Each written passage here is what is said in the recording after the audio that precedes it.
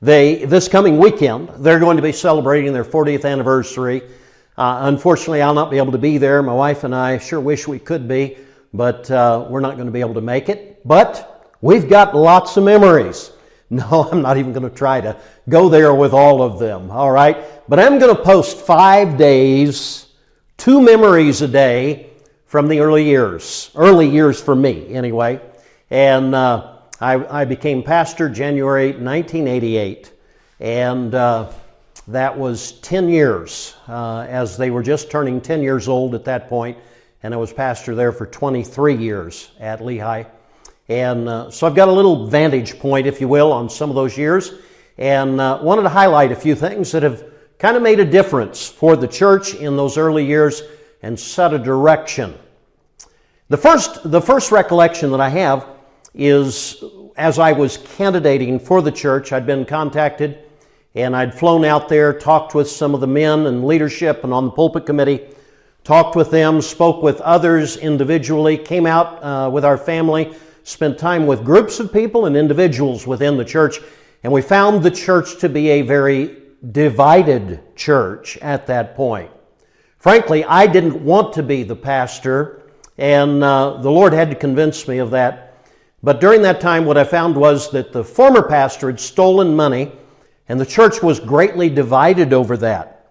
Some of the people in the church believed that it was all a lie. He hadn't taken anything. He ought to be reinstated. Some believed that he had probably taken the money, but he ought to be forgiven and put back in. Some believed that he should be in prison and charges should have been filed. And others believed, let's just kind of forget it and go on and get the church moving in another direction. And so there were a number of divisions during this time. I understood that, and I met with the leadership just before they voted, before the church voted to call me as pastor. And I told them, as a group of men, I said, there are 3 possibilities here that I see. Number 1, there definitely will be at least 25% of this church will leave the church when you call me as pastor. And I think most likely 50% will go. And I think it's highly probable that even up to 75% could leave. Now, I don't think that there was a man in the room who believed me. But my prophecy came out to be true over time. And a lot of it was simply because that church was very divided. And because of what had happened, a lot of lives had been destroyed. A lot of people had been hurt. And they just couldn't trust any leadership. Didn't matter who it was. Some of the people thought people in the church had been responsible and the former pastor hadn't done anything wrong. Others believed the former pastor had done things wrong and now it's being covered up. I mean, it was an absolute mess that took place. And that's what happens when sin takes place. So there was a price to pay to go forward.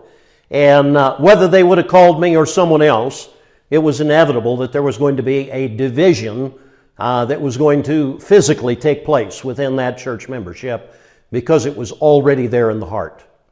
There was a second event that took place as well, and I remember Kevin Yaus, who was pastor over at Airport Road Baptist Church, over time became a friend, and Kevin at that time, I'm thinking it was almost 2 years into my pastorate, Kevin and I were talking, and he said to me, Doug, you know, I never would have said this before, but your church is known as the Country Club Church. And I said, what? What are you saying? He said, yeah, that's what people in the community all call it, the other churches. We know your church, Lehigh Valley Baptist, is the Country Club Church. I said, you're going to have to explain that one to me.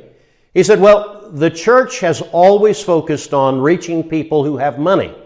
And the former pastor was known as one, in his mind anyway, in Kevin's mind, he believed that the former pastor focused on reaching people with money and didn't want people who were down and out.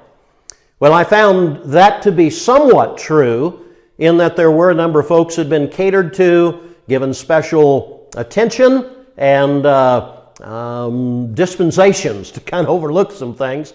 And instead of dealing with certain things that should have been dealt with, and some of those folks were allowed to stay in the church and were catered to be there because they had money.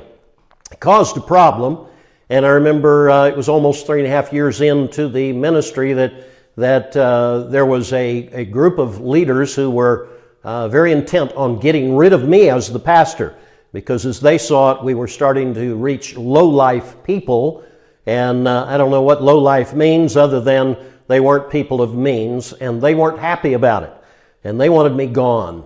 And that all came to a head. I remember when it came to a head, those men jumped up and denied that that's what they thought, and claimed that they didn't know anybody who believed that way.